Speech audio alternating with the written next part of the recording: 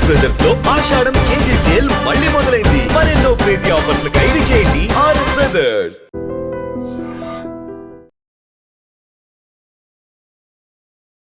నమస్తే, welcome to I dream social spotlight with కవిత.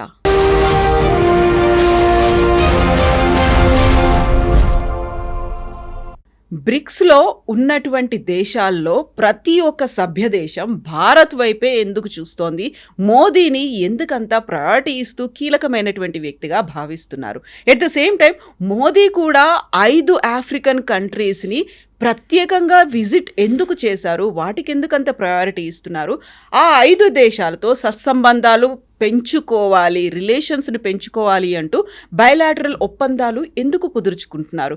బోల్డ్ అన్ని questions ఉన్నాయి, ఎట్ ద సేమ్ టైం ఇంట్రెస్టింగ్గా అనిపించే ఆన్సర్స్, టాపిక్స్ కూడా ఉన్నాయి. వీటి గురించే మనం మాట్లాడుకోబోతున్నాము. మనతో పాటుగా ఉన్నటువంటి person well known economist, academician and మన తెలంగాణ ముద్దుబిడ్డ, at the same time BRICS executive board member doctor Ravinder Rena గారు. హలో సార్, నమస్తే. థ్యాంక్ యూ సో మచ్ మీరు మాకు టైం ఇచ్చినందుకు, మా స్టూడియోకి వచ్చినందుకు. సో మీ ప్రొఫైల్ చూస్తూ ఉంటేనే లైక్ వావ్, అమేజింగ్ అనిపిస్తోంది. అందులో మీరు ఇప్పుడు కంప్లీట్గా సౌత్ ఆఫ్రికాలో సెటిల్ అయిపోయారు. ఉన్నటువంటి ఆఫ్రికన్ కంట్రీస్లో ఆల్మోస్ట్ సగం కంట్రీస్లో వర్క్ చేసి వచ్చారు. And you know better and you are the ideal person మాకున్నటువంటి డౌట్స్ని క్లారిఫై చేయడానికి. Thank you so much for giving us time. My pleasure అమ్మా. Thank you, Kavita garu. Thank you for inviting me, and thanks to your iDream TV and also the viewers. Thank you so much sir, thank you. So very first Modi 5 ప్రపంచ దేశాల్లో, అందులోనూ African కంట్రీస్కి వెళ్ళారు. అది కూడా ఇప్పటిదాకా ప్రధానమంత్రిగా ఆయన 11 years ఉంటాయి. ఇది 3rd టర్మ్లో. ఎప్పుడూ ఇన్ని రోజులు ఒక అవుట్ స్టేషన్లో, అవుట్ ఆఫ్ ద కంట్రీ ఇన్ని రోజులు లేరు ఆయన. 8 రోజులు అక్కడ పార్టిసిపేట్ చేశారు, 5 దేశాలని విజిట్ చేశారు, ఇమ్మీడియట్గా బ్రిక్స్ కూడా వెళ్ళారు. ఏంటంత 5 దేశాలు, అందులోనూ చిన్న చిన్న దేశాలు అనుకుంటాం. ఘనా ఏంటి, ట్రినిడాడ్ అండ్ టొబాగో ఏంటి, ఆర్మేనియా ఏంటి, ఇలాంటి కంట్రీస్కి ఎందుకు వెళ్ళారు ఆయన? అసలు వాటిని చూస్ చేసుకోవడం వెనక రీజన్ ఏంటి? కవిత గారు, చాలా మంచి ప్రశ్న అండి. మనము బ్రిక్స్ గురించి మాట్లాడుకున్నాం. తర్వాత మోడీ గారి యొక్క ప్రత్యేకమైన స్థానం బ్రిక్స్లో ఎందుకు అలా పెరుగుకుంటూ వస్తుంది అనేది ఒకటి మాట్లాడదాము. ఇప్పుడు బ్రిక్స్ అనేది Brazil, Russia, India, China, south Africa అండి. బ్రిక్ అనేది ఇప్పుడు మనం ఒకవేళ బిల్డింగ్ కట్టాలంటే ఒక బ్రిక్తో కట్టలేం కదా. ఒక బ్రిడ్జ్ కట్టాలన్నా కూడా ఒక బ్రిక్తో కట్టలేము. బ్రిక్స్ అనే దాన్ని మాత్రమే కట్టగలుగుతాం, ప్లూరల్ వర్డ్తోని. అలానే వాళ్ళు ఈ formation of the BRICS organisation అనేది దాదాపు 2005-2006 నుండి డిస్కషన్స్, డిబేట్స్ జరుగుతూ వచ్చాయి. 2009లో మనకు ఫస్ట్ టైం మీటింగ్ జరిగిందండి. ఆ మీటింగ్లో ఏమైందంటే, ఒకవేళ మనము ఒక పార్ట్నర్ని ఆఫ్రికా నుండి తీసుకున్నట్టయితే ఇంకా కొంచెం బాగా స్ట్రెంథన్ అవుతుంది అనేది ఉద్దేశంతో ఆఫ్రికాలో ఎవరిని తీసుకుంటే బాగుంటుంది అనేది కూడా చర్చ జరిగింది చాలా. నైజీరియాని తీసుకుందామా, లేకపోతే సౌత్ ఆఫ్రికాని తీసుకుందామా, ఇంకేమైనా వేరే కంట్రీని తీసుకుందామా అనేది ఒక చర్చ జరుపుకుంటూ వచ్చింది. ఏమైందంటే, సౌత్ ఆఫ్రికా అనేది ఇప్పుడు కూడా, అంటే ఇప్పుడు 2025లో కూడా largest economy in the African continent అండి. అంటే మొత్తం ఆఫ్రికాలో 54 దేశాలు ఉంటే South Africa is the largest economy in the whole of African continent. మొన్నటి వరకు నైజీరియా ఉంటున్నది few years back, but now South Africa got it back. అంటే South Africa once before Nigeria become largest economy, South ఆఫ్రికానే largest economy. So దాంట్లో అన్ని రకాలుగా వాళ్ళు study చేసి సౌత్ ఆఫ్రికాని ఇన్వైట్ చేశారు. అప్పుడు జేకబ్ జూమా అని ప్రెసిడెంట్ ఉన్నారు. జేకబ్ జూమా గారు 24th డిసెంబరు 2010లో ఒక మీటింగు, ఒక గెస్ట్ లాగా అటెండ్ చేశారు. అప్పుడు మోడీ గారు లేరు. సో మిగతా బ్రిక్స్ లీడర్స్ వాళ్ళందరూ కలిసి కట్టుగా వాళ్ళు ఇన్వైట్ చేయడం జరిగింది. దాంట్లో 2011 ఏప్రిల్ నుండి South Africa become the official member of BRICS. అది బ్రిక్ పోయి బ్రిక్స్ అయిందండి. మీకు ఒక ఎకానమిస్ట్, బ్రిటిష్ ఎకానమిస్టు, గోల్డ్మెన్ సాచ్లో పనిచేస్తుండేది, జిమ్ ఓ కానల్ అని చెప్పి, ఆ ఎకానమిస్టు ఈ ఎమర్జింగ్ ఎకానమీస్ ఏదైతే ఉన్నాయో అవి ప్రపంచం యొక్క ఆర్థిక వ్యవస్థలో ఉన్నటువంటి ఆర్డర్ను చేంజ్ చేసే శక్తి ఏదైతే ఉన్నదో వాటిని ఐడెంటిఫై చేసి ఈ కాన్సెప్ట్ ఆఫ్ బ్రిక్స్ను ప్రమోట్ చేసుకుంటూ వచ్చారు మిడ్ 2005 నుండి. సో దాంట్లో బాగా ఇన్ఫ్యాక్ట్ మన ఇండియన్ అమ్మాయి ఒక ఆమె ఇంటర్న్షిప్ చేయడానికి వెళ్ళింది అక్కడికి. ఆ ఇండియన్ అమ్మాయి ఈ ఎక్సర్సైజ్ చేసింది అనమాట. ఎలా చేసినట్టయితే బాగుంటుంది, బ్రిక్స్ అనేది ఎలా వస్తుంది అని చెప్పి ground work was done by Indian only. కాకపోతే credit goes to Jim O'Connell, economist. ఆయన కింద వీళ్ళు పనిచేశారు కాబట్టి the background story nobody knows, but the actual work was done by our Indian student.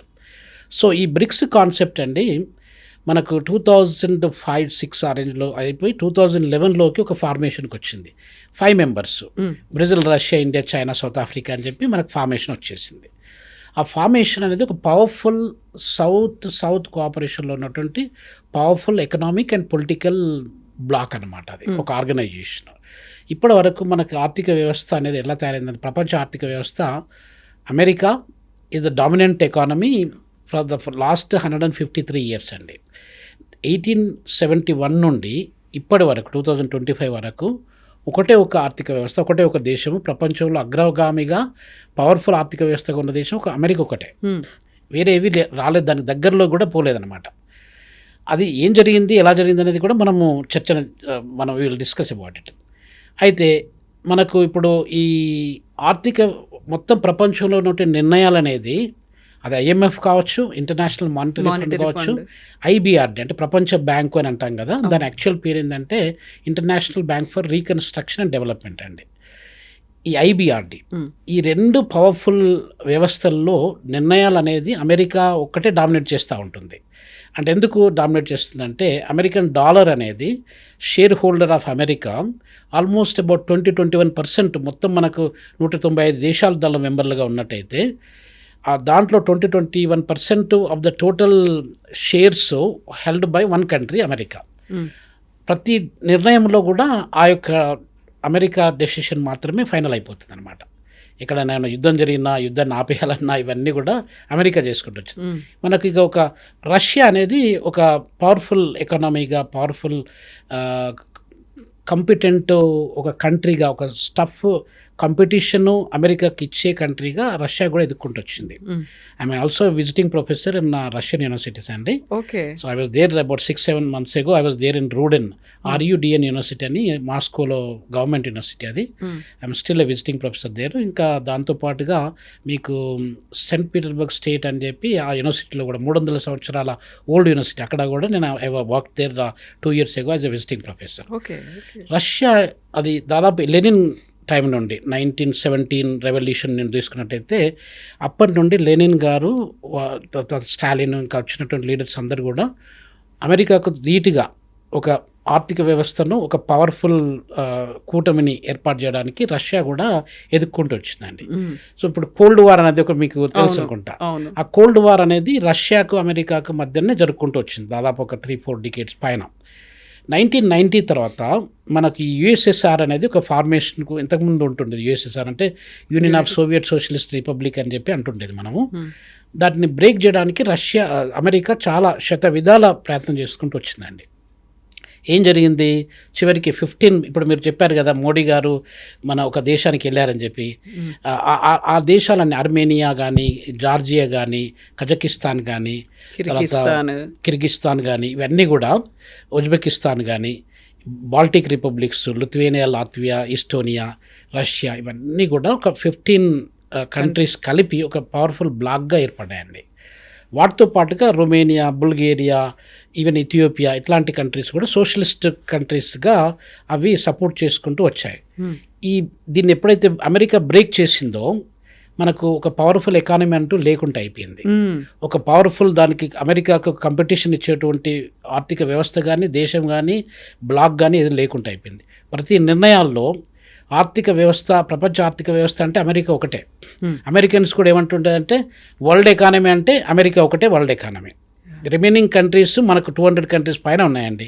ఆ కంట్రీస్ అన్ని కంట్రీస్ కాదు వాళ్ళ ఉద్దేశంలో. So what ever they decide they do like that అనమాట.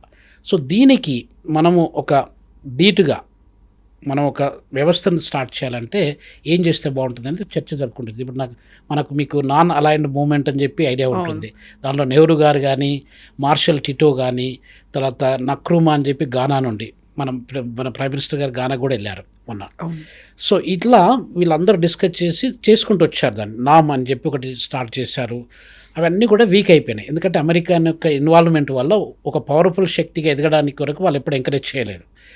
మన దగ్గర ఉన్న లీడర్షిప్ కూడా అంత కంటిన్యూ అయ్యి వాళ్ళని ఒక నెక్స్ట్ లెవెల్ తీసుకొచ్చి సౌత్ కంట్రీస్లలో ఒక పవర్ఫుల్ ఒక డెసిషన్ మేకింగ్ అథారిటీ కానీ, ఒక వాయిస్ కానీ ఉండాలనే ఉద్దేశము అది లేకుండా వచ్చింది. గ్రాడ్యువల్గా వీక్ అవ్వకుండా వచ్చింది. ఇది జరిగిన తర్వాత 2000 తర్వాత మిలీనియంలో ఒక 20-25 ఇయర్స్ తర్వాత 20 ఇయర్స్ బ్యాక్ ఈ చర్చ కంటిన్యూ అవ్వకుండా వచ్చింది. ఇప్పుడు గ్లోబల్ నార్త్ అంటే 25 countries of the world global north కింద ఉన్నాయండి. 75% of the countries including India, China, ఇవన్నీ రష్యా, ఇవన్నీ కూడా డెవలపింగ్ కంట్రీస్ కేటగిరీలో ఉన్నాయి. సో ఈ డెవలపింగ్ కంట్రీస్ ఉన్నప్పుడు మనకు ఒక వాయిస్ అనేది ఉండాలంటే ఏం చేయాలంటే ఈ బ్రిక్స్ ఫార్మేషన్ వచ్చిందండి. ఒక యూనిటీ కూడా ఉండాలి. ఒక యూనిటీ, ఒక ఇంటిగ్రిటీ, ఒక సావరెంటీ, ఇవన్నీ కూడా మనకు వాయిస్ రైజ్ కావాలి. ఇంటర్నేషనల్ ఫోరంలో ఒక వేదిక ఉండాలి, ఒక వేదిక ఉండాలి అనే దాని గురించి ఇది చేసుకుంటూ వచ్చారండి. ఇప్పుడు మనకు 2014 నుండి మోడీ గారు గవర్నమెంట్ ఫార్మేషన్కి వచ్చారు. దాదాపు గత 11-12 సంవత్సరాల నుండి అతను బ్రిక్స్లో స్టాండర్డ్గా ఇప్పుడు బ్రెజిల్లో లీడర్షిప్ మార్కుంటూ వచ్చింది. లూలా గారు ఒకప్పుడు స్టార్టింగ్లో ఉన్నాడు, తర్వాత మధ్యన వేరే వాళ్ళు వచ్చారు. అలా చైనాలో మాత్రం అలానే కాన్స్టెంట్గా కంటిన్యూ అవ్వకుండా వచ్చింది. From the day one until today అతను చేసుకుంటూ వచ్చారు. ఇప్పుడు మారుతుంది అంటున్నారు, మారదాలే అది ఇక we will wait and see. Jinping మారిపోతారు అని కనిపించకుండా పోయారు. దాదాపు చాలా సంవత్సరాలు పనిచేస్తున్నారు కాబట్టి మారడానికి ఆస్కారం ఉందండి. I was there in China last year September అక్టోబర్లో. I was there in China also. ఏం జరుగుతుందంటే ఇప్పుడు మనకు మీరు అడిగిన ప్రశ్నకు ఇదంతా బ్యాక్గ్రౌండ్ నేపథ్యం ఉంటుంది. సో ఇప్పుడు మనము గ్లోబల్ సౌత్, నార్త్ కంట్రీస్ ఒకటి, తర్వాత సౌత్ కంట్రీస్ అంటే డెవలపింగ్ కంట్రీస్ అండి. ఈ డెవలపింగ్ కంట్రీస్ మనం మెజారిటీ ఉండి కూడా మైనారిటీ లాగా అయిపోయినామండి.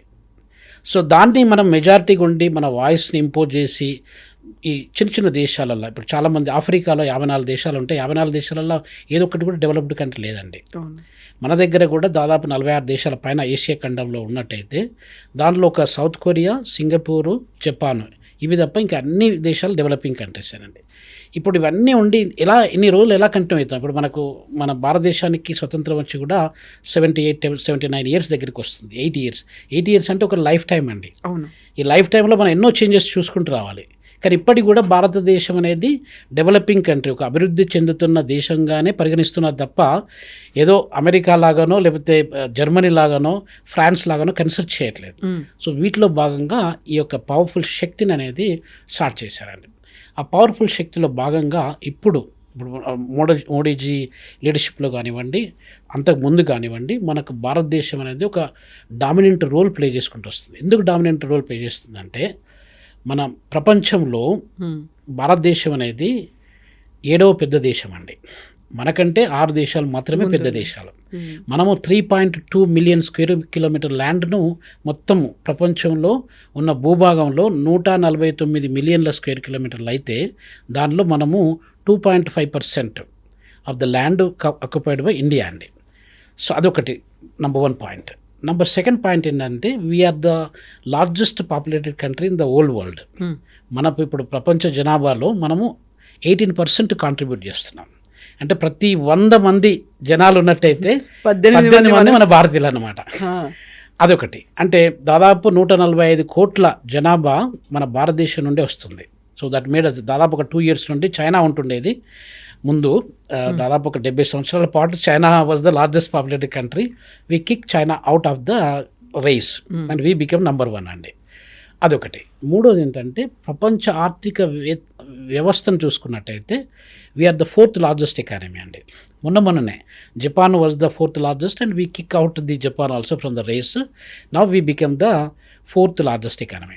4వ ప్రపంచంలో ఉన్నటువంటి ఆర్థిక వ్యవస్థలలో భారతదేశము 4వ అతిపెద్ద ఆర్థిక వ్యవస్థగా మారిందండి. సో ఈ పొజిషన్స్తో పాటు మనకు పవర్ కూడా దాంట్లో బ్రిక్స్లో ఇంక్రీజ్ అవ్వకుంటూ పోతుంది.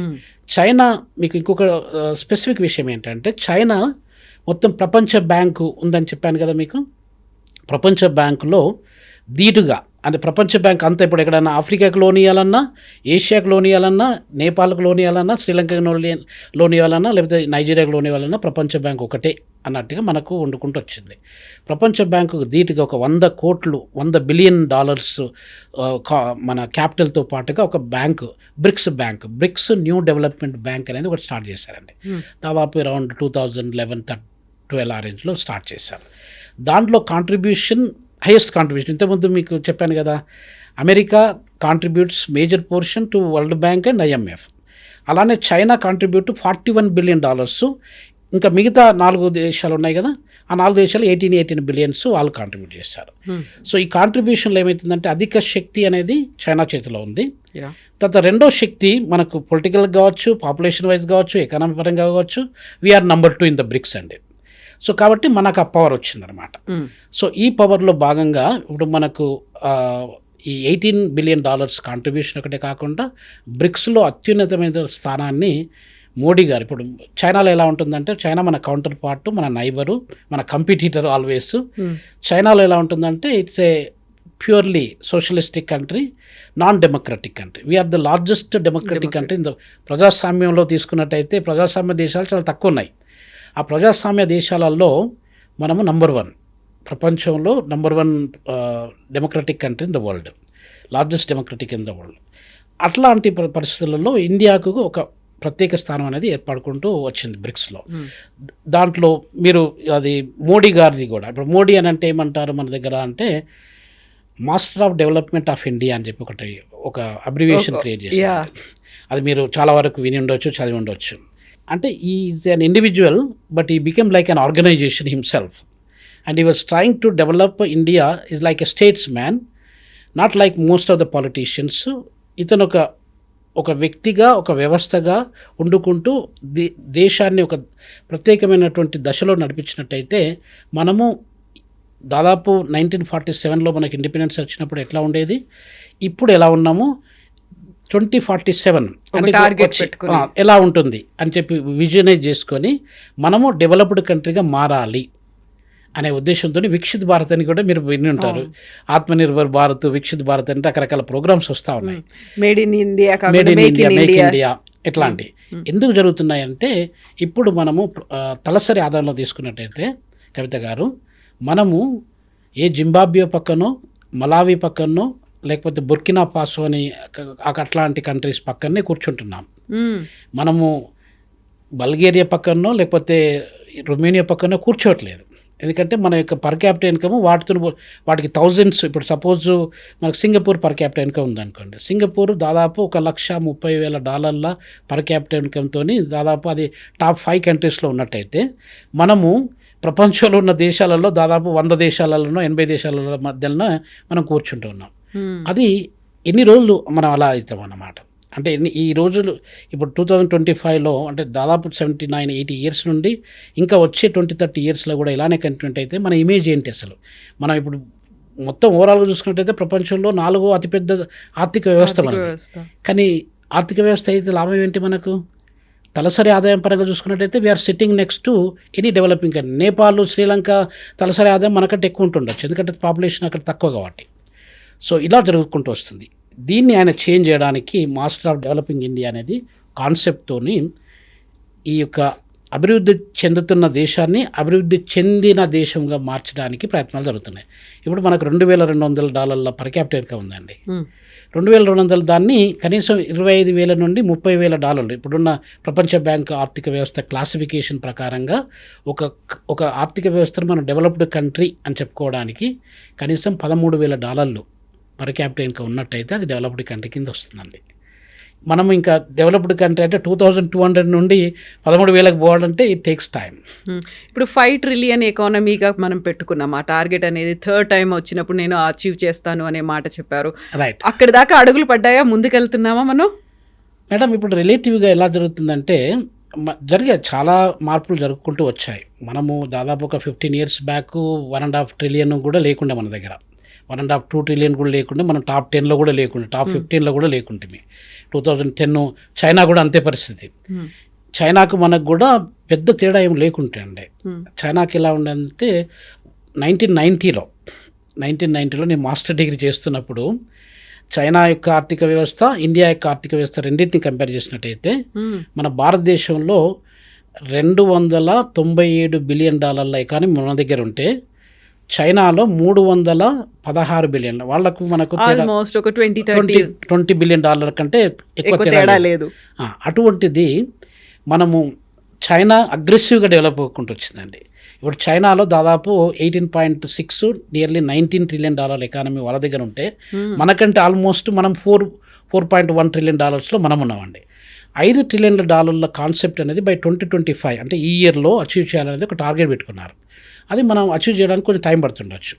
రాడికల్ చేంజెస్ ఇప్పుడు మన బిజినెస్లో కానీ, ఎంఎస్ఎంఈలో కానీ, తర్వాత రకరకాల యాంగిల్స్లో ఇప్పుడు నారీశక్తి, ఇప్పుడు మీలాంటి నారీశక్తి మన దగ్గర మన దేశ జనాభాలో నారీలు 1000 మందిలో చూసుకున్నట్టయితే 920 మంది ఆడవాళ్ళు ఉన్నారు ప్రతి 1000 మంది పురుషులకి.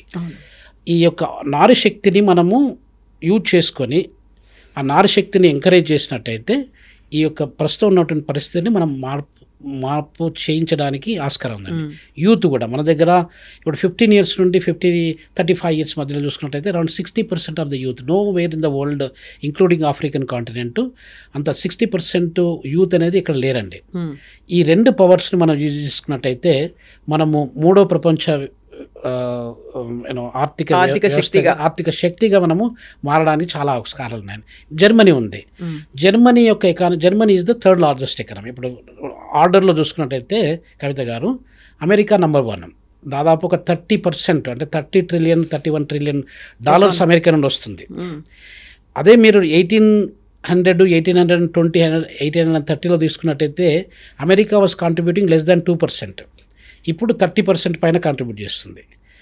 అది రెండో ఆర్థిక వ్యవస్థ చైనా. ఇప్పుడు మనం అనుకున్నట్టు మన నైబరు, వాళ్ళకు మనకు లెస్ దాన్ $20 బిలియన్ డిఫరెన్స్ ఉంటుండేది. వాళ్ళకు మనకి ఇప్పుడు దాదాపు మనం 4 ట్రిలియన్ మనము కాంట్రిబ్యూట్ చేస్తే వాళ్ళు దాదాపు 19 ట్రిలియన్స్ వాళ్ళు కాంట్రిబ్యూట్ చేస్తున్నారు. అని చూడండి మీకు డిఫరెన్స్ ఎంత ఉందో. అమెరికాకును చైనాకు డిఫరెన్స్ ఉంది, చైనాకును ఇండియాకు డిఫరెన్స్ ఉంది. జర్మనీకి మనకు పెద్ద తేడా లేదు అసలు. యాక్చువల్గా Germany we can kick out Germany any time. Germany అనేది ఇప్పుడు మన రాజస్థాన్ స్టేట్ మన దేశంలో పెద్ద రాష్ట్రం. ఒకప్పుడు నేను చదువుకున్నప్పుడు మధ్యప్రదేశ్ ఉంటుండేది.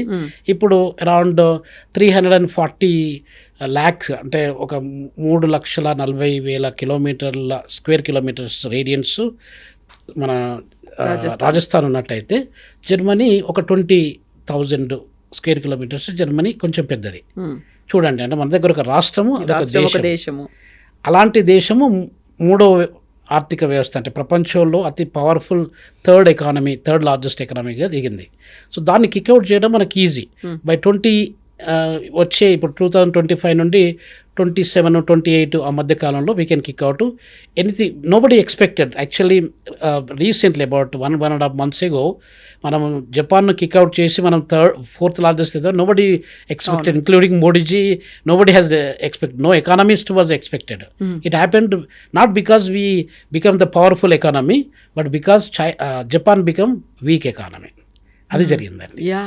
సో ఇప్పుడు మనకి మీరు చెప్పినట్టుగా పర్ క్యాపిటా ఇన్కమ్ చాలా చాలా తక్కువ ఉంది. బుర్కినా ఫాసో అలాంటి వాటి పక్కన మనం కూర్చున్నాం అనుకున్నప్పుడు వై వీఆర్ హెల్పింగ్. ఇప్పుడు 5 ఆఫ్రికన్ కంట్రీస్ కావచ్చు, ఇప్పుడు బ్రిక్స్ సమ్మిట్కి వెళ్ళాలి అనుకున్నప్పుడు 5 రోజుల పాటు వాళ్ళ దగ్గరికి వెళ్ళారు.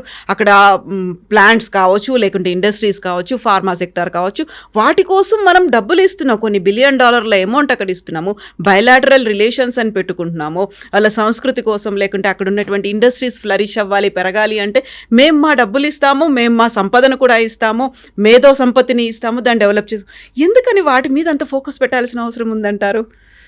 మంచి ప్రశ్న వేశారండి కవిత గారు. ఆఫ్రికాకు మనకు ఒక అనూన్యమైనటువంటి సంబంధం ఉందండి. ఇప్పుడే కాదు, ఇప్పుడు మోడీజీ గవర్నమెంట్లోనే కాదు, నెహ్రూజీ గవర్నమెంట్లో కానీ మనం హిస్టారికల్గా మన భారతదేశము స్వతంత్రం వచ్చినప్పటి నుండి చూసుకున్నట్టయితే ఇప్పటికి కూడా దాదాపు ఒక 70-80 years టైం లోపల చూసుకున్నట్టయితే ఆఫ్రికా లేకుండా భారతదేశం లేదు, భారతదేశం లేకుండా ఆఫ్రికా లేదు. So we are 2 sides of the same coin లాగా అయిపోయిందంట. ఒక కాయిన్కు మనం హెడ్ అండ్ టైల్ ఎట్లనో అలా జరిగిందనమాట. మనకు ఆఫ్రికాకున్న రిలేషను, ఆఫ్రికాకు చైనాకున్న రిలేషన్ కంప్లీట్లీ డిఫరెంట్ అండి. వాళ్ళు 1950s 55 నుండి అంటే చాలా వరకు ఆఫ్రికన్ కంట్రీస్ అప్పటి వరకు ఇంకా స్వతంత్రం రాలేదు. లిబియా తర్వాత అట్లాంటి కొన్ని కంట్రీస్కి వచ్చాయి, కానీ చాలా వరకు లిబరేట్ కాలేదు. అప్పటి నుండి చైనా బికేమ్ మోర్ అగ్రెసివ్. వాళ్ళు ఇన్వెస్ట్మెంట్స్ చేస్తూ వెళ్ళారు. ఇప్పటికి కూడా దాదాపు డామినెంట్. మీరు సౌత్ ఆఫ్రికా తీసుకోండి, సౌత్ ఆఫ్రికాలో China is the dominant trading partner. దాదాపు కమ్సే కమ్ plus minus about $50 billion trade transactions ఈ రెండు కంట్రీస్ మధ్య జరుగుతుంటాయి. వేరే కంట్రీస్తో పోల్చుకున్నట్టయితే చాలా తక్కువ, చాలా ఎక్కువ ఇది. అదే మన భారతదేశం తీసుకున్నట్టయితే మన భారతదేశం also plays a key role in the whole of African continent. South ఆఫ్రికాకు మనకు చాలా మంచి ట్రేడ్ సంబంధాలు ఉన్నాయి. ప్రాబ్లం ఎక్కడ వస్తుందంటే మనం అంత అగ్రెసివ్ కాదు, మనం అంతా కొంచెం సాఫ్ట్, ఎప్పుడైనా వీలైతే హెల్ప్ చేస్తాము. బిజినెస్ అనేది కాకుండా, బిజినెస్ ఈజ్ నాట్ ఇంపార్టెంట్. మనం అనుకుంటాం కదా వసుదైక కుటుంబకము అనుకుంటాం కదా, సత్యమేవ జయతే వసుదైక కుటుంబకం అని నమ్ముతాం కదా. ఎక్స్టెండెడ్ ఫ్యామిలీస్ ఉన్నాయి. ఇంకొకటి కవిత గారు, మీకు ముఖ్యమైన విషయం ఏంటంటే ఆఫ్రికాకు ప్రపంచానికి ఒక రకమైన స్ట్రాంగ్ రిలేషన్షిప్ ఉంది. ఆ రిలేషన్షిప్ ఏంటంటే ఇప్పుడు మీరు హిస్టారికల్గా చూసుకున్నట్టయితే దాదాపు 230 మిలియన్ ఇయర్స్ బ్యాక్ తీసుకున్నట్టయితే హ్యూమన్ హిస్టరీని తీసుకున్నట్టయితే మనకు human beings first Adam and Eve అని చెప్పి మీరు హిస్టరీలో చదువుకొని ఉంటారు. ఆదం అండ్ ఈవ్ ఎక్కడొచ్చారు? వాళ్ళు ఇథియోపియా, ప్రస్తుతం ఉన్నటువంటి ఇథియోపియాలో వచ్చారు. ఇథియోపియా తర్వాత సౌత్ ఆఫ్రికా, ఇక్కడ నేను పనిచేసే సౌత్ ఆఫ్రికాలో ఒక 200 మిలియన్ ఇయర్స్ బ్యాక్ సౌత్ ఆఫ్రికాలో కూడా హ్యూమన్ బీయింగ్స్ ఉన్నట్టుగా మనకు కొన్ని చారిత్రకమైన ఆధారాలు దొరికాయి. దాని తర్వాత మొరాకో అని చెప్పి మీరు విని ఉంటారు బహుశా, అది దాదాపు మీకు నార్త్ ఆఫ్రికా కొంచెం పైకి అల్జీరియా అటు సైడ్ వెళ్ళినట్టయితే మొరాకో. ఈ 3 కంట్రీస్లలో హ్యూమన్ బీయింగ్స్ కొన్ని మిలియన్స్ ఆఫ్ ఇయర్స్ బ్యాక్ అక్కడ ఉంటుండేది. అంటే ఇప్పుడు మీ డిఎన్ఏ కానీ నా డిఎన్ఏని కానీ యూరోపియన్ కానీ అమెరికన్ కానీ ఇంక్లూడింగ్ డొనాల్డ్ ట్రంప్ది కానీ తీసుకున్నట్టయితే ఎక్కడికి కనెక్ట్ అవుతుంది? అది ఆఫ్రికా కనెక్ట్ అవుతుంది. అంటే మీరు వైట్కి కనిపించినా, బ్రౌన్కి కనిపించినా, బ్లాక్ కనిపించినా, ఎలాంటి కలర్ మన శరీరంలో కనిపించినా కూడా అల్టిమేట్లీ వీఆర్ ఆల్ ఆఫ్రికన్స్ అండి. That is the truth. Origin అనేది అక్కడ నుండి వచ్చింది. సో కాబట్టి ఈ యొక్క ఇప్పుడు మనము ఏదైతే బిలీవ్ చేస్తున్నామో వసుదైక కుటుంబకము అనే కాన్సెప్టు ప్రపంచం అంతా ఇప్పుడు 8.1 బిలియన్ పీపుల్ ఉన్నారండి మన ప్రపంచంలో. 8.1 billion people ultimately we are one family. ఇప్పుడు మన డేట్స్ బ్యాక్ తీసుకున్నట్టయితే వీఆర్ బ్రదర్స్ సిస్టర్స్, ఏదో రకమైన రిలేషన్షిప్ మనకు ఉంటుంది. అలాంటి రిలేషన్షిప్ను మనం అది చేయకుండా ఓన్లీ బిజినెస్ అని చూసుకున్నట్టయితే బిజినెస్ ఈజ్ ఇంపార్టెంట్. అంటే మనకి ఎకానమీ గ్రో చేయాలన్నా, తర్వాత మన యొక్క సిస్టమ్ను గ్రో చేయాలన్నా కూడా డబ్బులు ప్రతి ఒక్కరికి అవసరం, బిజినెస్ అవసరం. కానీ ఒకటే బిజినెస్ని ముఖ్యంగా పెట్టుకొని ధ్యేయంగా పెట్టుకుంటే we are not going to have sustainable relationship. Sustainability అనేది ఉండదు.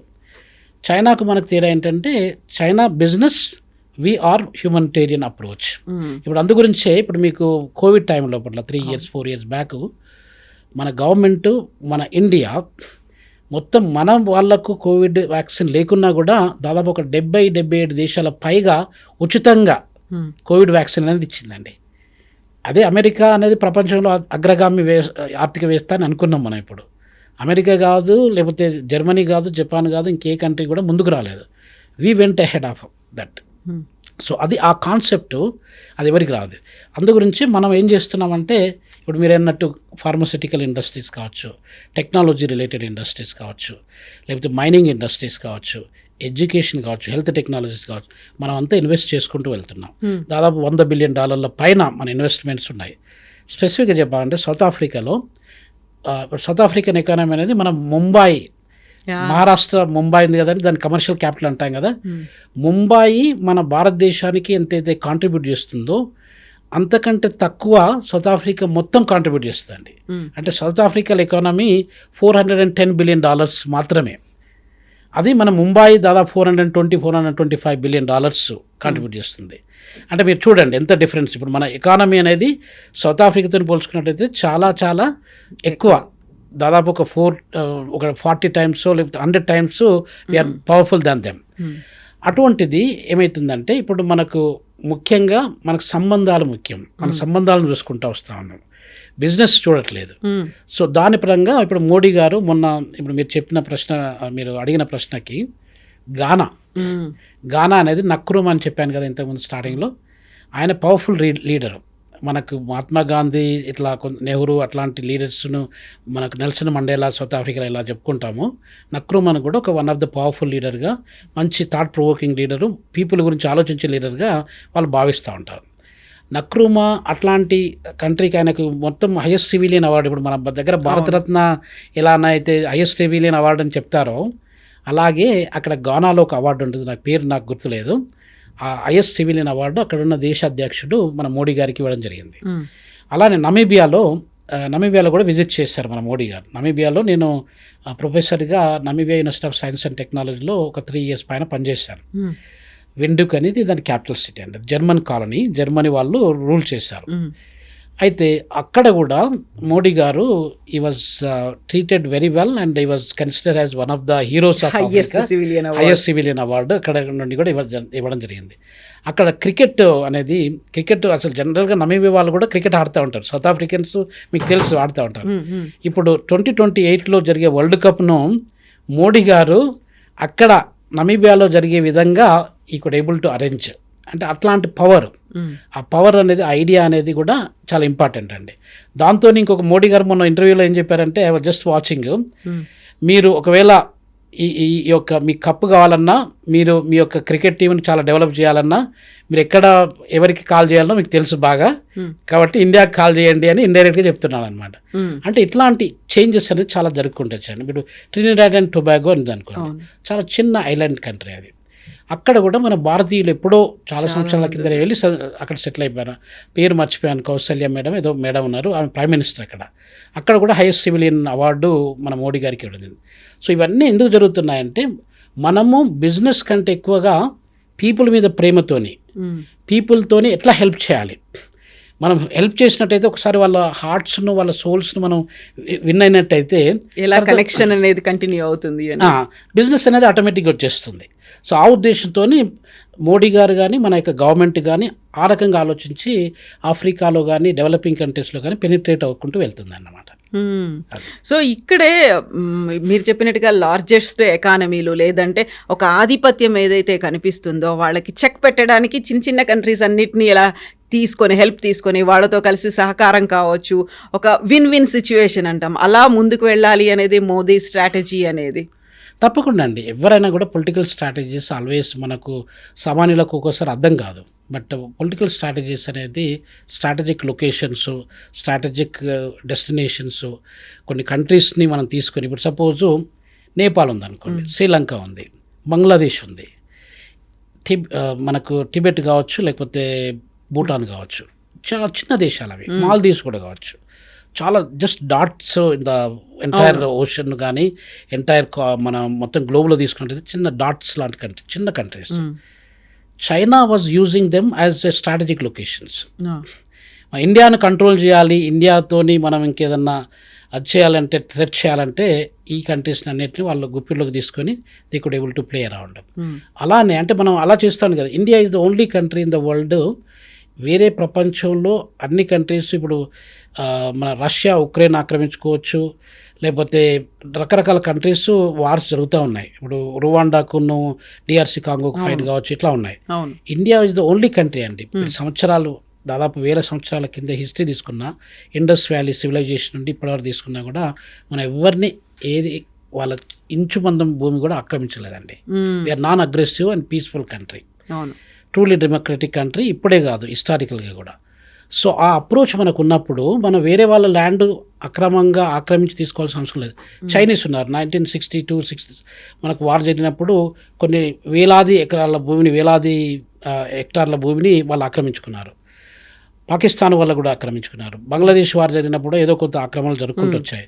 సో ఇట్లా జరుపుకుంటూ వచ్చినాయి, కానీ మనం పీస్ఫుల్ కంట్రీ కాబట్టి అలా చేయలేదన్నమాట. అయితే ఇప్పుడు వాళ్ళ కాన్సెప్ట్కు మన కాన్సెప్ట్ ఏంటంటే, ఇప్పుడు మనం ఇట్లాంటి టోగో ఉందనుకోండి, టోగోకు మీరు వెళ్ళాలనుకుంటే వీసా అక్కర్లేదు మీకు. టోగో అనేది చాలా చిన్న కంట్రీ ఆఫ్రికాలో, వెస్ట్ ఆఫ్రికా, గానా పక్కనే ఉంటుంది. అక్కడ టెంపుల్స్ కూడా ఉంటాయి. టోగోకు మనకు రిలేషన్షిప్ బాగుంది. మరి టోగో చాలా చిన్న దేశం కదా, దాన్ని ఎందుకు మనకు అవసరం లేదని చెప్పి అలదినడానికి లేదు. So these are the strategic location. Mauritius ఉందనుకోండి, Mauritius is also small island country. అక్కడ కూడా భారతీయులు చాలామంది ఉన్నారు. ప్రైమ్ మినిస్టర్ కూడా మన ఇండియన్ ఆరిజిన్ అతనే ఉన్నాడు. So I was there in Mauritius in 2018లో. I was there in Mauritius. అక్కడ ఏమవుతుందంటే స్ట్రాటజిక్గా ఎక్కడెక్కడ మనకు ఒక్కొక్కసారి వాళ్ళకు మనకు లాభం లేకున్నా కూడా we just need to maintain the relationship. You never know, మనకు ముందు ఎప్పుడు తెలిసి రాదు ఎవరి అవసరము ఏ రకంగా మనకు ఉపయోగపడుతుందో మనకు తెలియదు. హోల్ హార్టెడ్గా అందరినీ బ్రదర్గా సిస్టర్గా ఒక ఫ్యామిలీ మెంబర్గా మీరు ట్రీట్ చేసినప్పుడు మనకు కష్టకాలంలో ఆ చిన్న చిన్న దేశాలు కూడా మనకు ఉపయోగపడడానికి ఆస్కారం ఉంటుంది. సో ఆ కాన్సెప్ట్తోని అట్లీస్ట్ ఎవ్రీ గవర్నమెంట్, మన ఇండియన్ గవర్నమెంటే కాకుండా every government we need to maintain the bilateral multilateral relationships అండి. సో క్వశ్చన్ ఈజ్ లైక్, ఎందుకని పెద్దవాళ్ళని వదిలిపెట్టేసి చిన్న చిన్న కంట్రీస్ దగ్గరికి వెళ్ళారు? అప్పుడు యూజువల్గా వైట్ హౌస్ నుంచి ఒక కాల్ వచ్చింది, డొనాల్డ్ ట్రంప్ పిలిచారు అంటే ఇమీడియట్గా వెళ్ళిపోవచ్చు కదా, అలా వెళ్ళలేదు. Why he chose that small countries, చిన్న చిన్న కంట్రీస్ దగ్గరికి వెళ్ళాలి అని? గ్రేట్ లీడర్స్ ఎట్లా ఉంటారంటే అండి, ఇప్పుడు thought provoking leaders, there are different types of leaders that we have. Abraham Lincoln తీసుకుంటే బరాక్ ఒబామా కావచ్చు, గాంధీజీ కావచ్చు, నెల్సన్ మండేలా కావచ్చు, మోడీ గారు కావచ్చు, డిఫరెంట్ లీడర్స్ కావచ్చు, ట్రంప్ గారు కావచ్చు. డిఫరెంట్ లీడర్షిప్ యాటిట్యూడ్స్, వాళ్ళ యాప్టిట్యూడ్స్, వాళ్ళ యొక్క విజనరీ అప్రోచెస్ డిఫరెంట్గా ఉంటాయండి.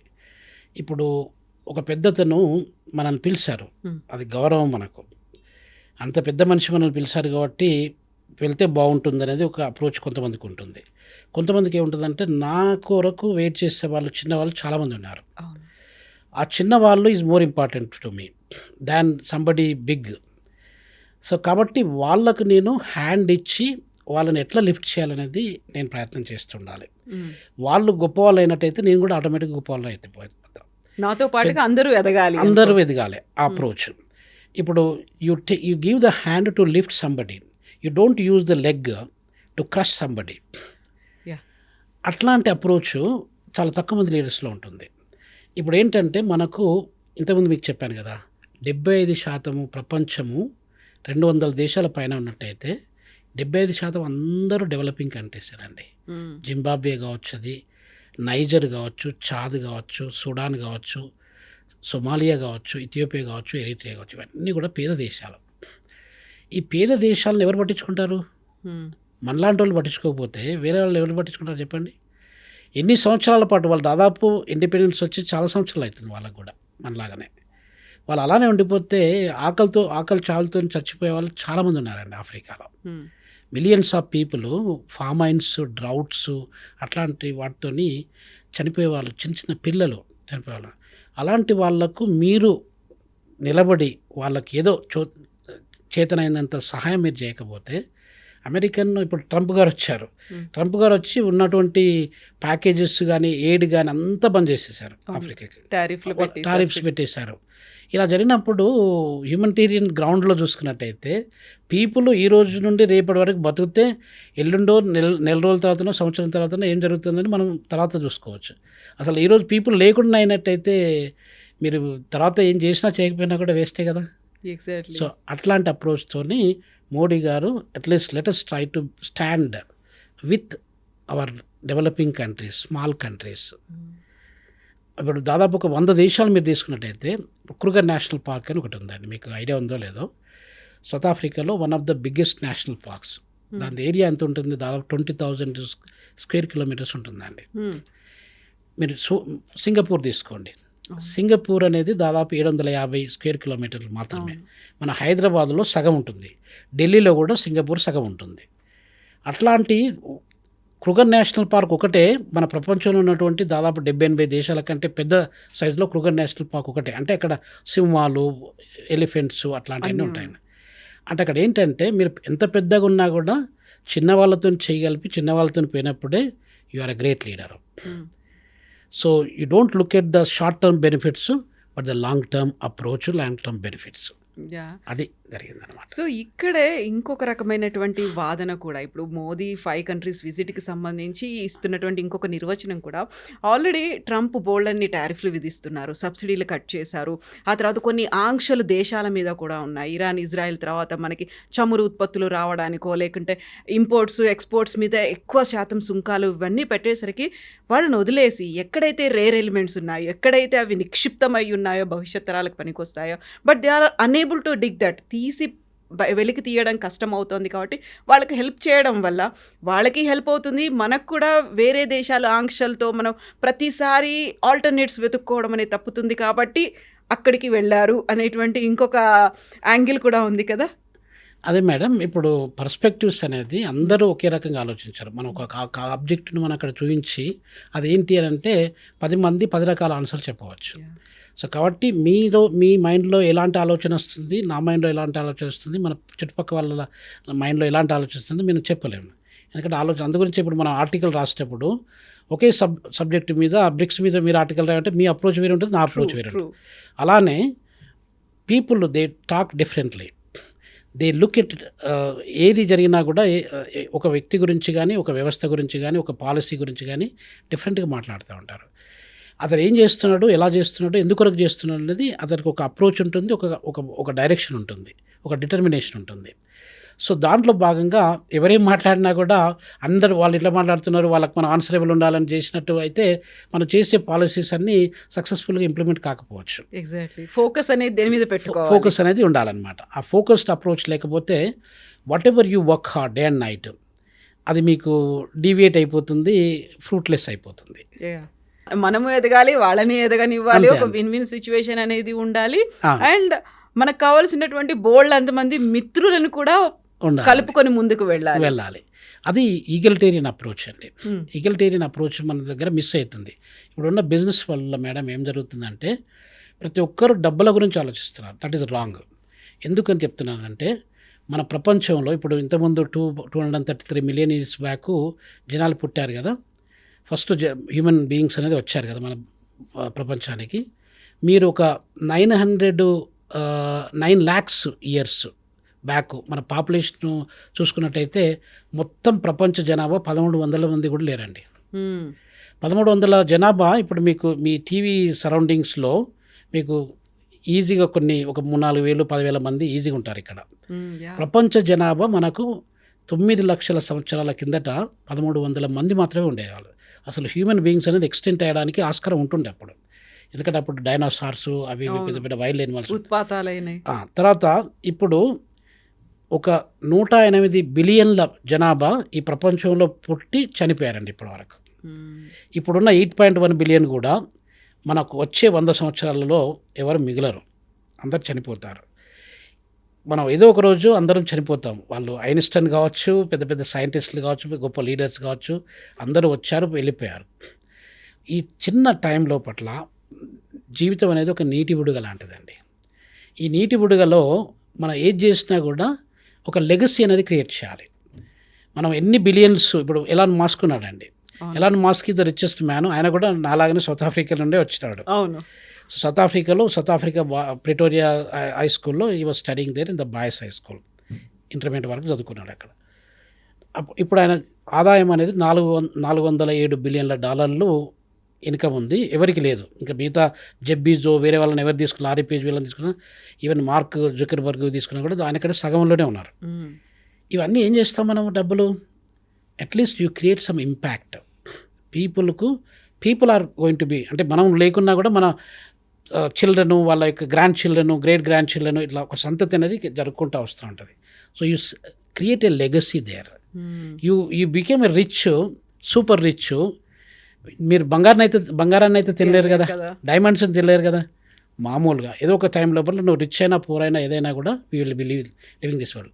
ఆ కాన్సెప్ట్ పీపుల్లో మిస్ అవుతుందండి. ఆ కాన్సెప్ట్ను మనం అందరం రియలైజ్ అయిపోయి సాధ్యమైనంత వరకు నేను 100 కోట్ల రూపాయలు సంపాదించాను, 100 కోట్ల రూపాయలలో కనీసం ఒక 20 కోట్ల రూపాయలు పేద ప్రజల కొరకు వాళ్ళ లైఫ్లో ఏదన్నా చేంజ్ చేయడానికి, పాజిటివ్ చేంజ్, ఒక కన్స్ట్రక్టివ్ చేంజ్, ఒక సస్టైనబుల్ చేంజ్, వాళ్ళకి లైవ్లీహుడ్ ఇవ్వడానికి కొరకు నేను ప్రయత్నం చేసినట్టయితే then all these things will be changed. ఇప్పుడు మన దగ్గర ప్రపంచంలో అతి ఎక్కువ దరిద్రులు ఉన్నటువంటి దేశము అన్ఫార్చునేట్లీ మన దేశం అండి. దాదాపు ఒక 200 మిలియన్ల పైన జనాలు మన దేశంలో ఉన్నారు. చాలా అంటే 3 పూటలు కాదు కదా, 2 పూటలు కూడా తినలేని పరిస్థితుల్లో ఉన్నారండి. ప్రాపర్ వాటర్ కానీ, ప్రాపర్ శానిటేషన్ కానీ, ప్రాపర్ ఎడ్యుకేషన్, హెల్త్ ఫెసిలిటీ లేకుంటున్న వాళ్ళు ఉన్నారు. నైజీరియాలో ఉన్నారు ఒక 15%, మన దగ్గర 24% ఉన్నారు. తర్వాత డిఆర్సీ కాంగోలో ఒక 7% ఉన్నారు. ఇథియోపియాలో ఒక 4% ఉన్నారు. బంగ్లాదేశ్లో ఒక 3%.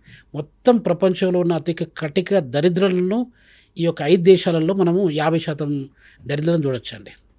ఎవరు రిమూవ్ చేస్తారు వీళ్ళని? ఎప్పుడు వీళ్ళ జీవితాలు బాగుపడతాయి చెప్పండి. మన దగ్గర 10,000 రూపాయలు సంపాదించిన ప్రజలు చాలామంది ఉన్నారండి, కొన్ని కోట్ల మంది ఉన్నారు అసలు యాక్చువల్గా. వీళ్ళ జీవితాలు ఎప్పుడు బాగుపడతాయి? వీళ్ళ జీవితాలను బాగుపడాలంటే రిచ్ పీపుల్ రిచ్గా ఉండడము డజంట్ మేక్ ఎనీ సెన్స్. నేను as a teacher of economics with 33 years experience, as a student of economics, richness అనేది మీరు ఒక రిచ్నెస్ ఎందుకు వస్తుంది? People they gave you the responsibility.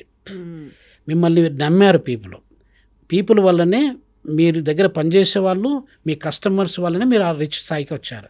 Otherwise you never became rich. Exactly. మీకు ఇంకో సంగతి తెలుసు లేదో, ఒక పర్సన్ బిలియనీర్ కావాలంటే 6,500 సంవత్సరాలు పడుతుందండి. అంటే ఇప్పుడు సపోజ్ నేను ప్రొఫెసర్గా పనిచేస్తున్నాను, ఎవరో ఒకరు వైస్ ఛాన్సలర్గా పనిచేస్తున్నారు, ఇంకొక అతను ప్రిన్సిపల్ సెక్రటరీగా పనిచేస్తున్నారు, చీఫ్ సెక్రటరీగా పనిచేస్తున్నారు. ఇట్లాంటి పీపుల్కు ఆదాయం అనేది ఒక లెవెల్లో వస్తుంది, ఒక 2 లక్షలు 3 లక్షలు 5 లక్షలు ఎంత వస్తుంది. వీళ్ళు బిలియనీర్ కావడానికి 6,500 సంవత్సరాలు పడుతుందండి. ఓవర్ నైట్ బిలియనీర్ ఎట్లయితారండి జనాలు? ఎలాన్ మాస్క్నే తీసుకోండి. ఎలాన్ మాస్క్ 10 సంవత్సరాల కిందట నోబడి నోస్ హిమ్. $20 బిలియన్ కూడా ఆయన దగ్గర లేకుండేది. You will become the first trillionaire in the world very soon. So ఇవన్నీ ఎందుకు జరుగుకుంటూ వస్తున్నాయంటే there are some kind of mismatch. అంటే మన దగ్గర పనిచేసే వాళ్ళకు మనం తక్కువ పే చేయడము, లేకపోతే ఏదో రిసోర్సెస్ని, న్యాచురల్ రిసోర్సెస్, హ్యూమన్ రిసోర్స్ని మనం అబ్యూజ్ చేసుకోవడము, ఇట్లాంటి ప్రాక్టీసెస్ చేయడం వల్లనే somebody can become rich. Otherwise richness అనేది you have to be rich in heart more than the tangible asset that you have అండి. ఈ కాన్సెప్ట్ అనేది మన దగ్గర సనాతన ధర్మం గురించి మాట్లాడతాం, మన దగ్గర భగవంతుని గురించి, అల్లా గురించి, జీసస్ క్రైస్ట్ గురించి మాట్లాడతాం. మళ్ళీ మనం చివరికి ఏం చేస్తున్నాము? We are trying to exploit our fellow human being. So ఆ కాన్సెప్ట్ చేంజ్ కావాలండి, ఆ యాటిట్యూడ్, ఆ ఆలోచన విధానం అనేది చేంజ్ కావాలి. నేను ఇక్కడ టెంపరీగా ఉన్నాను, నా టెంపరీ జీవితం లోపల నేను నా లోపల వెలుగు భగవంతుడు ఏదో ఇచ్చాడు, తర్వాత నా పీపుల్ కూడా నాకు ఇచ్చారు, గవర్నమెంట్ కూడా నాకు ఇచ్చింది. నేను సాధ్యమైనంత వరకు వేరే వాళ్ళ ఇండ్లల్లో కూడా ఒక వెలుగును ఇవ్వాలి. ఆ కాన్సెప్ట్ చాలామంది ఇప్పుడు బిలియనీర్స్ ఉన్నారు. టాప్ 10 బిలియనీర్స్ మీరు తీసుకున్నట్టయితే ఒక $5 trillion $6 trillion ఇన్కమ్ వస్తుండొచ్చు. దాంట్లో మీరు ఒక 10% కాంట్రిబ్యూట్ చేయండి. సిఎస్ఆర్ కార్పొరేట్ సోషల్ రెస్పాన్సిబిలిటీ అంటాం కదా, ఇప్పుడు మేము అకాడమిక్ సోషల్ రెస్పాన్సిబిలిటీ అని కూడా మేము అంటాం. సో ఏఎస్ఆర్ అంటాం. అయితే ఈ సిఎస్ఆర్లో భాగంగా మీరు ఒక 10%, మీరు మొత్తం ఇప్పుడు ఎలాన్ మాస్క్ ఒక ఫ్లక్చువేషన్స్ తీసుకున్నట్టయితే ఒక్కొక్కసారి ఆయన 20 బిలియన్లు 27 బిలియన్లు కూడా ఎర్న్ చేసిన సందర్భాలు ఒక్క రోజులో, అలానే ఒక 18-20 బిలియన్స్ లూజ్ అయిన సందర్భాలు కూడా ఉన్నాయి. దానిలో ఒక 10% మీరు హోల్ హార్టెడ్గా ఇక్కడ ఉన్నటువంటి పేదరిక నిర్మూలన కొరకు, ప్రపంచంలో పేదరిక నిర్మూలన, ఇప్పుడు సస్టైనబుల్ డెవలప్మెంట్ గోల్స్ అని మాట్లాడుకుంటాం కదండి, ప్రపంచంలో ఉన్నటువంటి పేదరికాన్ని జీరో హంగర్ చేయాలని చెప్పి అనుకుంటాం, జీరో పావర్టీ చేయాలనుకుంటాం. అది ఇంపాసిబుల్ అండి. ఎందుకంటే nobody is coming forward, nobody is trying to help these people. So ఈ రిచ్ పీపుల్ ఒక $100 బిలియన్ వాళ్ళు కాంట్రిబ్యూట్, $100 బిలియన్ ఇది నథింగ్ అండి. మన దగ్గర అదానీ గారు కావచ్చు, అంబానీ గారు కావచ్చు, ఇంకా రకరకాల రిచ్ పీపుల్ కావచ్చు, వాళ్ళు ఒక $2 billion $5 billion మనం వాళ్ళు కాంట్రిబ్యూట్ చేసినట్టయితే we can make lot of changes here. So ఆ కాన్సెప్ట్ ఎవరికి వస్తుంది, ఎవరు లీడ్ చేయాలి, ఎవరు ఇనిషియేట్ తీసుకోవాలనేది that is the biggest puzzle. So కాబట్టి వాళ్ళు కొంచెం కాంట్రిబ్యూట్ చేస్తే ఈ పావర్టీని కనీసము, వాళ్ళకు పావర్టీని అంటే డబ్బులు, you don't give the fish to somebody but you try to teach somebody to hunt the fish అండి. ఆ కాన్సెప్ట్ అనేది ఇంపార్టెంట్.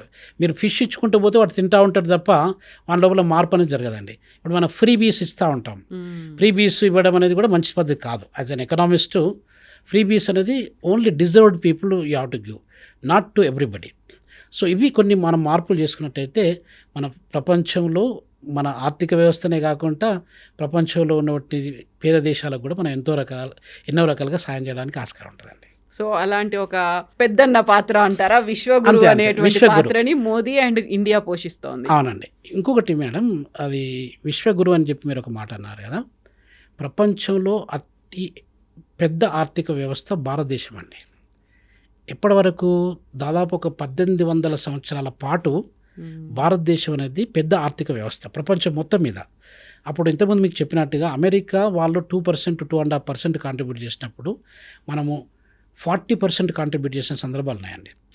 40% నుండి 27కి వచ్చినాము, 27 నుండి 25కి వచ్చినాము, 22-25% మధ్యలో కొన్ని వందల సంవత్సరాల పాటు మనము ఆర్థిక వ్యవస్థలను మెయింటైన్ చేసినాం. చైనా కూడా ఒక్కోసారి వాళ్ళు ముందుంటుండేది, ఒకసారి మనం ముందుంటుండేది. We're the competitors historically. ఇప్పుడు 1871 నుండి అమెరికా ఒకటే లార్జెస్ట్ ఎకనమీ అయిపోయింది. డిఫరెంట్ ఫ్యాక్టర్స్ మనం మళ్ళీ ఎప్పుడన్నా వేరే దాంట్లో we will discuss, we'll have more analysis. అదే ఇప్పుడు ఇట్లాంటి మన యూకే ఉన్నదనుకోండి, యునైటెడ్ కింగ్డము మన కలోనియల్ మాస్టరు. మన దగ్గర కనీసం దాదాపు $70 ట్రిలియన్ వర్త్ ఆఫ్ మనీని వాళ్ళు స్టీల్ చేశారు మన దగ్గర. అంటే వాళ్ళున్న 200 సంవత్సరాలు మనల్ని పరిపాలించినప్పుడు ఎంత స్టీల్ చేశారంటే అది drain of the economy, Indian economy. ఇప్పుడు దాదాపు నవరోజీ మీరు బుక్లో చూసుకున్నట్టయితే ఆల్మోస్ట్ ఇప్పుడున్న కరెంట్ వాల్యూలో చూసుకున్నట్టయితే $70 trillion worth of money is being stolen from Indian economy. అంటే మీరు ఆలోచించండి ఎంత సంపద మన దగ్గర ఉంటుండేది. మనది పెద్ద దేశం కాదు, ప్రపంచంలో పెద్ద దేశంలో Russia is number 1. 17.2 million square kilometers వాళ్ళ దగ్గర ల్యాండ్ ఉంటే మన దగ్గర మనం 5 times we are smaller than Russia అండి. మన పెద్దది కాకపోవచ్చు, కానీ సంపదలో ఉన్న బంగారం కావచ్చు, నిధులు కావచ్చు, ఇవన్నీ చూసుకున్నట్టయితే we're number 1 at one stage. ఆ నిధులు అన్నీ ఎవరు కొట్టుకుపోయారు అంటే మన colonial masters. So colonial master London is nothing అండి. So London, UK is nothing. UK మన ఒక చిన్న రాష్ట్రం. ఇప్పుడు ఒరిస్సా కానీ ఇంకేదైనా మధ్యప్రదేశ్ కానీ ఇంకేదైనా చూసుకున్నట్టయితే UK doesn't even fit in to one state. అటువంటి యూకే ఒక పవర్ఫుల్ ఆర్థిక వ్యవస్థగా ఎందుకు మొన్నటి వరకు 5th లార్జెస్ట్ అట్లా ఉంటుండేది, 4th లార్జెస్ట్ కూడా ఒక సందర్భాలు ఉంటుంది. ఇవన్నీ ఎలా జరిగిందంటే రవి అస్తమించని సామ్రాజ్యం అని మనం చదువుకుంటాం తెలుగులో. అంటే sun never set in British empire. అది మొత్తం చైనాను ఆక్రమించుకున్నారు, నైజీరియాను ఆక్రమించిండ్రు, సౌత్ ఆఫ్రికాను ఆక్రమించిండ్రు, యుగాండాను, కెన్యాను, ఇట్లా రకరకాల కంట్రీస్ని ఆక్రమించుకొని అక్కడ ఉన్నటువంటి సంపదను కొల్లగొట్టుకొని వాళ్ళ కంట్రీని డెవలప్ చేసుకున్నారు. ఇప్పటికి కూడా మన దగ్గర ఉన్నటువంటి రిసోర్సెస్ వాళ్ళ దగ్గర లేవండి.